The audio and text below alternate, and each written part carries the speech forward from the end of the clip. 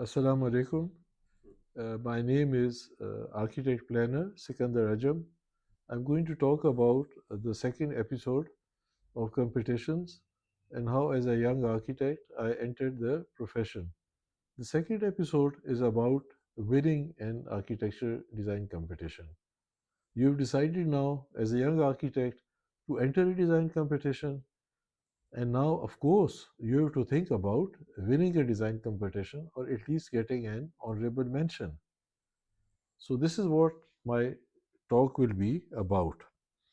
Number one, you have to select your competition very carefully. You should know what suits you, what doesn't suit you. So, you have to select your competition.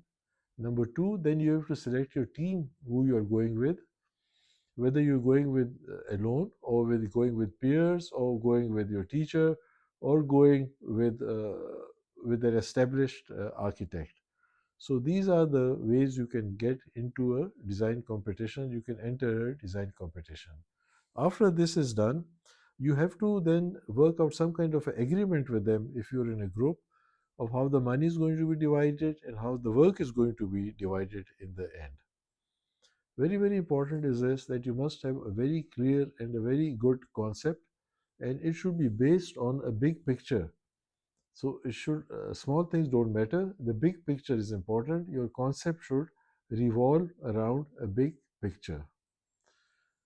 You also have to look at the jury. You have to research the jury, what the jury likes, what the jury's trends are, and you have to be very cognizant of the fact of the jury's likes and dislikes.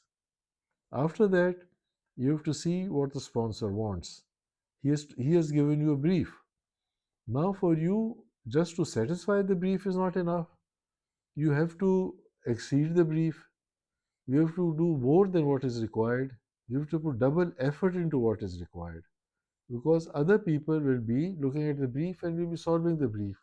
You have to go beyond the brief. So, that is very important for you to go beyond the brief. Otherwise, you will not be noticed.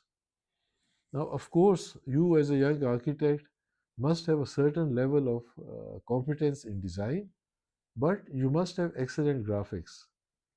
Excellent graphics on its own will not enable you to win the competition, but coupled with a reasonable design with excellent graphics, you can win a competition. On the other hand, the downside is this that if you have bad graphics, you will lose the competition.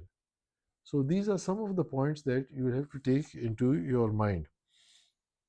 The other thing which is very important is this that similar type of competitions with maybe similar type of jury, whether it's a P at P competition or IP competition, you should observe as what has happened, taken place in the past, how the designs are, and what the jury citations were, and what they liked, what they didn't like.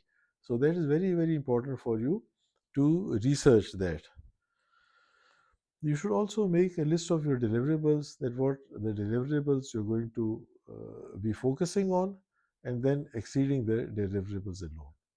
So these are some of the points that you need to achieve a fair level of win or even an honorable mention in your design. So this is the second episode, and I hope that you can look at my first episode also.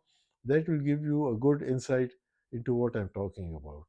Good luck to all of you. Thank you. Khuda Hafiz.